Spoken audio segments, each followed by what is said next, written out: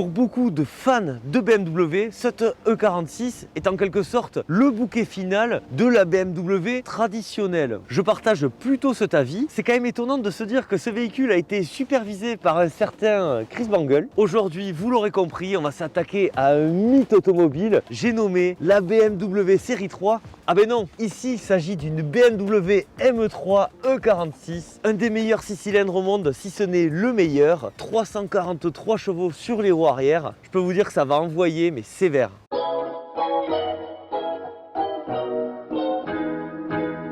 Les atmophiles, aujourd'hui j'ai la joie de vous présenter une M3, mais avant toute chose on va revenir sur l'histoire de la série 3. Qui ne connaît pas la série 3? Ce modèle c'est véritablement l'emblème de BMW, ça va faire 50 ans qu'elle existe et à chaque fois qu'une nouvelle génération sort, elle fait figure de référence. L'histoire commence en 1975 avec la BMW série 3 E21 qui va poser les bases, qui succède à la BMW 2002 et cette première série 3, elle est déjà très sympathique, très appréciée et elle pose les bases pour l'avenir. L'avenir arrive avec la BMW série 3 E30. La E30, c'est peut-être aujourd'hui la BMW série 3 la plus désirable en collection. Attention, si vous souhaitez acquérir une E30, maintenant je trouve que les prix se sont vraiment envolés. Il y a peut-être des alternatives parce que là, ça atteint des sommets. Et en alternative, on peut penser à la E36 qui elle est vraiment un modèle de rupture. On enlève ce côté un petit peu phare rond, petite berline fluette. On a quelque chose de plus imposant, de plus agressif, un style très tranché. Personnellement, j'aime beaucoup la E36. Après, apparemment, c'est l'une des BMW série 3 les moins bien finies, toutes générations confondues. C'est dommage, mais ces soucis de finition vont être corrigés avec celle-ci. La E46, moi pour être né au début des années 90, celle-ci est sortie fin 90, c'était vraiment un petit peu la BM ultime de mon enfance, surtout en dérivé M3, on va y revenir. Et cette voiture en fait, en termes de design, elle se rapprochait beaucoup de la E36, mais elle ajoutait un petit peu de forme et puis surtout, elle améliorait encore la recette de son aîné. En revanche, si on parle de génération de rupture, la E90, ça a été quelque chose. La Chris Bangle, il a eu les pleins pouvoirs et on peut dire qu'il s'est fait plaisir. Malgré tout, c'est pas une mauvaise voiture, mais c'est vrai que c'est peut-être la série 3 que j'apprécie le moins. Toutes générations confondues, c'est un peu lourd. En termes de qualité de fabrication aussi, on régresse pas mal par rapport à celle-ci. C'est dommage. L'avant-dernière série 3, c'est la F30. Celle-ci, pour le coup, je l'apprécie beaucoup. Et c'est rare de m'entendre dire ça d'une BMW moderne, mais c'est vrai qu'elle avait quelque chose de très sympathique avec son style un peu plus fin, surtout comparé à la E92. Et enfin la toute dernière BMW série 3, la G20, qui est pas trop mal franchement comparé à ce que fait BMW en ce moment. Je trouve qu'elle s'en sort plutôt bien. Après j'ai toujours du mal avec cette calandre, même si c'est pas la grosse calandre, mais ça ce n'est que mon avis et ça reste malgré tout une BMW série 3 très réussie. En soi ce modèle est juste un mythe et c'est pas près de terminer. Pourquoi on achète une BMW M3? Pour son coffre, mais peut-être aussi pour son moteur. Ça se lève, c'est quand même très marrant.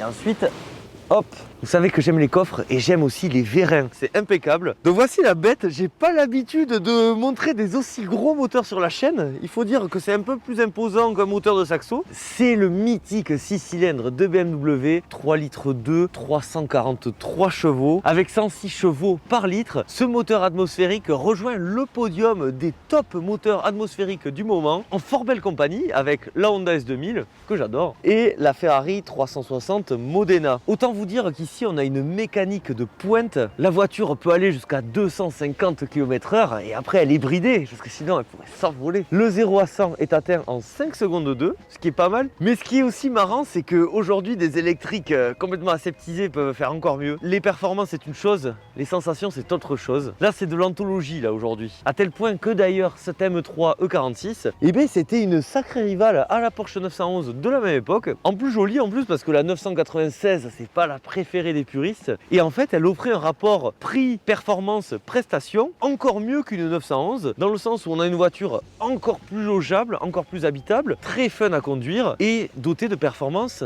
équivalentes. Clairement cette M3 c'était comme une 911 mais en mieux. Sacré moteur hein.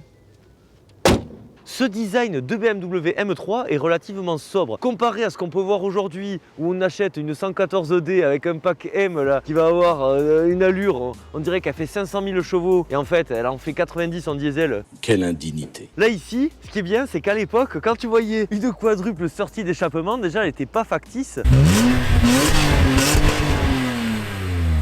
À cette époque-là, fin des années 90, chez BMW, c'était vraiment le signe, on va dire, pour montrer qu'on avait une BM M. Je pense aussi au Z3M coupé, par exemple, la Z3M aussi. Sinon, après, des éléments spécifiques à la M3, ça n'en fait pas des caisses. Moi, j'aime pas les voitures trop exubérantes non plus. Là-dessus, c'est relativement sobre. Les phares arrière sont les phares arrière de la série 3 E46, qui sont d'ailleurs très jolis, très réussis. Ce fameux logo, qui contrairement au logo Alfa Romeo, ne moisit pas au bout de 2 ans. Ça, c'est vraiment bien. Alfa Romeo devrait demander à BM comment ils font pour garder des jolis logos, ça serait intéressant. Donc ici, bien sûr, BMW M3. On a une voiture un petit peu élargie, on va le voir sur tout le tour du véhicule, mais ça n'en fait vraiment pas des caisses, surtout pour une auto qui, je le rappelle, fait 343 chevaux. Ce que j'aime bien aussi avec ces berlines des années 2000, c'est qu'elles n'étaient pas trop grandes. Maintenant, une berline, ça fait presque dans les 4,75 m, 4,80 m. Ici, 4,49 m. En réalité, c'est pratiquement la taille aujourd'hui d'une berline compacte. Je pense à la Mazda 3 qui fait 4,46 m. Donc on a à peine 3 petits centimètres d'écart. Et pourtant, elle fait assez grande cette voiture. Ça nous permet d'avoir un style ramassé, mais pas trop. On a tous en tête les designs des 911 qui suivent au fur et à mesure des époques. La série 3, c'est un petit peu pareil. On a droit au M3, encore le petit rappel. Là, nous ne sommes pas sur les jantes d'origine, mais ce sont des jantes M3 style CSL du 19 pouces. Alors autant vous dire que lorsque vous devez changer les 4 pneus, j'en parle pas. Surtout qu'ils sont bien épais en plus. Vous voyez comme c'est agressif. D'ailleurs, ces phares bien plus jolis, je trouve, que la version restylée, qui lui donnait un air peut-être un peu plus gentillé. Là, on a un air assez agressif. On a une petite sortie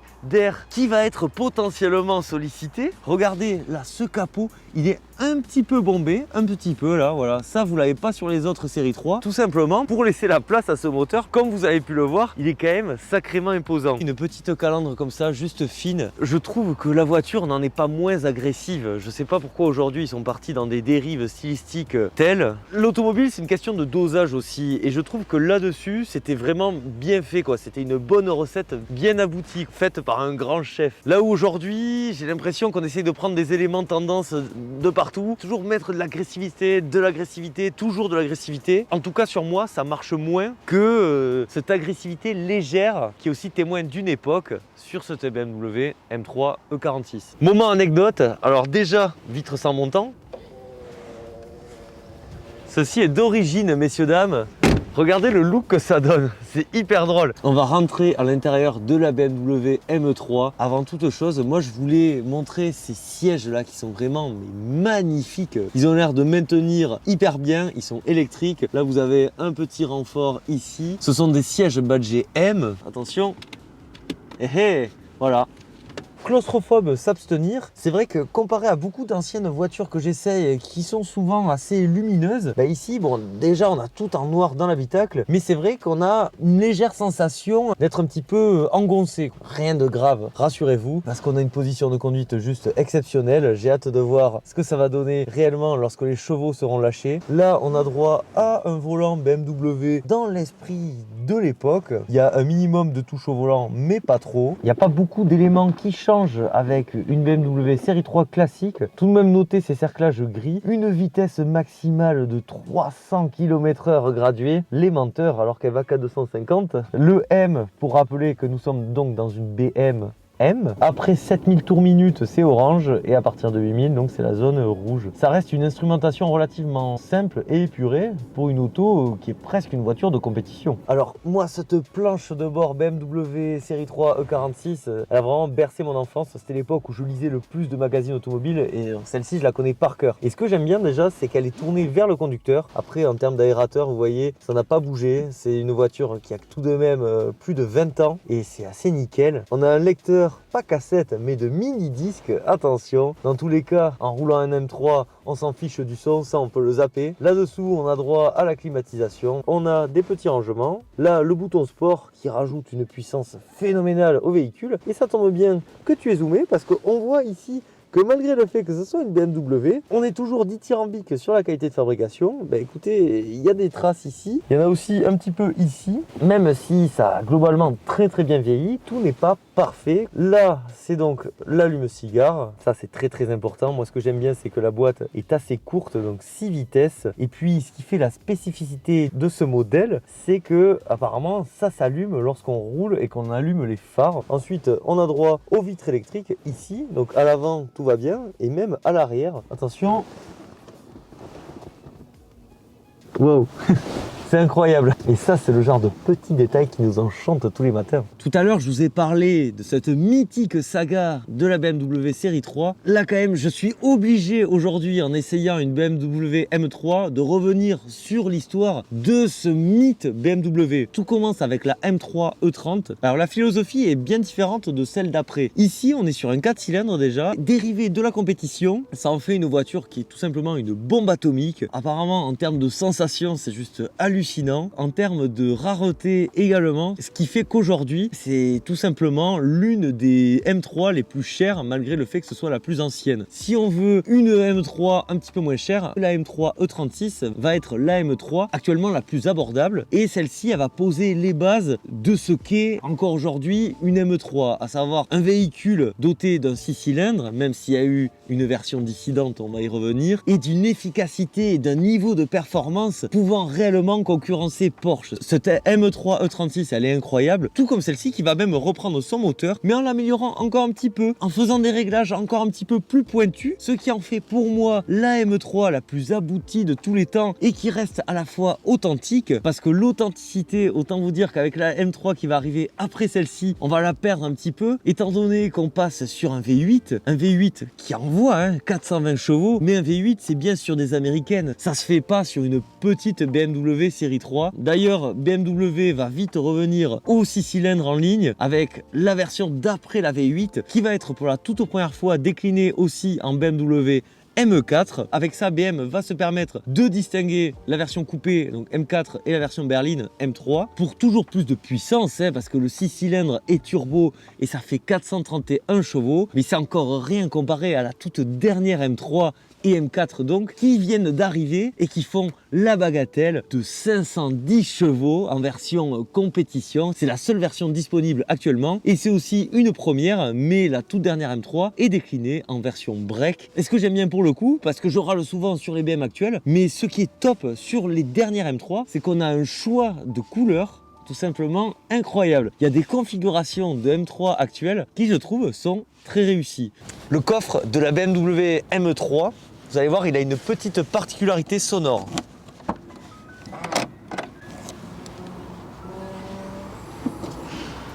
Je suis pas sûr que vous l'entendiez à la caméra, mais en gros, il fait un petit grincement typique des E46. Par contre, ce qui est plus grave, c'est qu'il n'y a pas de haillons. Et vous savez que moi, j'aime les haillons. C'est assez vaste, donc 410 litres. Je rappelle quand même qu'on est sur une voiture sportive. Donc ici, le coffre n'est pas du tout empiété. Il y a de l'espace, mais malgré tout, rien ne vaut un haillon. Le haillon, c'est merveilleux parce que on peut mettre des objets plus gros, plus encombrants. Petit détail qui fait plaisir, que j'avais montré lors de l'essai de la BMW série 3 E36. Ça, c'est typique des BM. Attention. Ça, c'est le genre de détails qui me font succomber. C'est toujours bienvenu, c'est très cool. Et puis, hop, on le referme. On n'a plus qu'à fermer notre coffre et à s'enjailler. Attention. Combien ça coûte une BMW M3 E46? Bon, alors déjà, tout dépend de l'état. On peut dire que ça oscille entre 30 000 € pour une Merguez 3. Non, ouais, entre 30 000 et 50 000 pour une M3 E46 en vraiment très bon état. Celle-ci se situe plutôt autour de 40 000 €, on va dire. Elle a 162 000 km. Encore une fois, le kilométrage, c'est pas le plus important. Le plus important, c'est l'entretien, le suivi du véhicule. Ça, c'est une évidence. Après, cette voiture, vous voyez, en soi, par rapport aux performances qu'elle procure, c'est pas si cher que ça, mais ne vous y trompez pas, ça reste une voiture qui fait plus de 300 chevaux et donc la maintenance sera au niveau de sa puissance, à savoir un petit peu élevé. Le propriétaire m'a confié qu'il a changé l'embrayage, 4 000 €. Les pneus, c'est du 19 bien large, ça aussi, ça doit coûter très cher. Même si ça vaut le prix, par exemple, d'une 308 neuve assez moyen de gamme, le coût d'entretien sera forcément plus élevé. Après, tout dépend de l'usage que vous voulez en faire. Si c'est une voiture plaisir de temps en temps, bon, vous n'allez pas avoir des frais toutes les semaines non plus, surtout que ce bloc s'avère être très fiable. Je ne vous conseille pas de vous orienter vers la M3 CSL, tout simplement parce que les prix sont stratosphériques. Là, on peut largement doubler les 40 000 € d'ici. Non, la CSL, il faut pas, ne faites pas. Et place arrière, allez, on va voir ce que ça donne. Bon, en termes d'espace aux jambes, on n'est pas au top du top. Après, les sièges sont très confortables aussi à l'arrière. On a droit à un bel accoudoir. Bon, écoute, pour 4 personnes, on est très bien installé. On peut même poser ses coudes là sur les côtés. En soi, on peut envisager l'esprit assez serein. Un voyage à 4 personnes. Notez ça aussi, ce petit éclairage. Oh là là, c'est incroyable.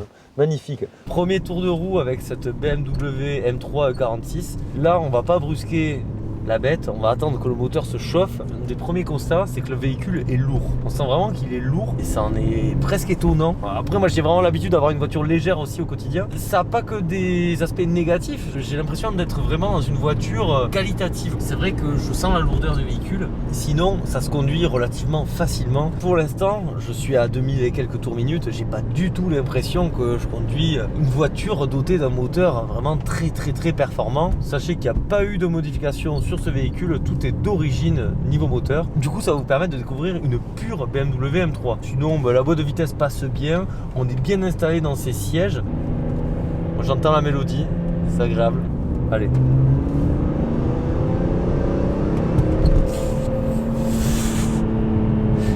Et je l'exploite pas du tout, c'est terrible. Et en plus, dans la ligne droite, c'est... Toi, t'étais à 4000 tours, hein. Ouais, toi tu m'as dit que c'est après 4000 tours ou c'est ça après envoie 5000 en fait. Ah, c'est après 5000, ah ouais. À envoyer un peu du... Là, ce qui va changer surtout, c'est que c'est une voiture de pilote, une voiture d'esthète. Mais en soi, si on la conduit tranquillement, ça reste totalement envisageable. La voiture est plus chaude, on va voir un petit peu ce que ça vaut. Là, il y a un petit virage. Oh, un aigle. On le sait, maintenant je peux vous le dire où.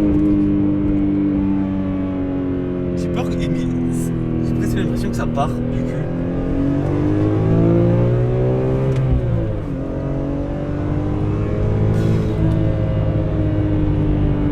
Là c'est... Waouh. Je transpire des mains. Est-ce qu'il y a besoin de mots? Je sais pas. C'est réellement impressionnant. Il y a pas longtemps, j'avais essayé la Stone en V8 Vantage, 400 chevaux. Oh, très lourde, encore plus lourde que celle-ci. Et je sais pas, je crois que je préfère ça. Hein. Ça c'est... Regarde. Je suis en 3. Hein. Ça te peigne là. Oh. C'est fou. Ça s'arrête absolument jamais. Atmophile, hein, vous vous demandez pourquoi la chaîne s'appelle Atmo. Ben, c'est aussi pour des moments comme ça. C'est surtout parce que Turbo était déjà pris. Mais quand même, vous voyez, des fois j'essaye des petites sportives et je me marre parce que je trouve ça fun et rigolo. Et là je trouve ça très fun mais aussi très impressionnant. C'est pour ça que je suis plus concentré. Mais c'est pas que j'apprécie pas le moment, hein. Au contraire, j'adore. Et encore, moi je suis une quiche en pilotage, hein. Vraiment. Moi ce que j'aime c'est vous raconter les histoires et piloter des voitures sympas. Mais en soi je suis pas du tout pilote. Mais tu sens que la voiture elle a un potentiel de dingue, quoi. Je comprends vraiment quel est ce petit statut de voiture culte. Puis ça fait peur, quoi.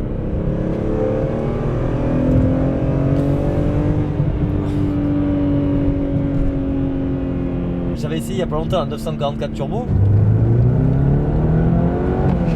Putain, j'avais adoré, très cool. Mais en termes de performance, ça n'avait rien à voir. C'est un monstre ça. C'est du bonheur, mais limite, c'est terrible. Hein, mais je pense que je suis habitué à des voitures tellement moins puissantes que ça me fait peur et je sais que je suis pas capable d'exploiter toute la puissance. Parce que là, si je l'exploite, qu'est-ce qu'on fait? On finit rapidement. Vous avez compris l'idée, quoi. Là, je teste un peu les freins comme ça. Ouais, ça freine bien quand même. J'avais lu que le freinage était peu endurant. Bon là, je vous l'avoue, on n'est pas resté... je vais pas essayer des heures et des heures. Et puis il faut savoir que ça consomme aussi, surtout en conduite sportive. Mais quelle voiture! C'est sûr que la voiture électrique, ça a des avantages. Hein, et en termes de performance, ça peut mettre même ça à l'amende. Mais en termes de sensation, le moteur qui hurle comme ça, c'est irremplaçable, c'est inimitable. Allez.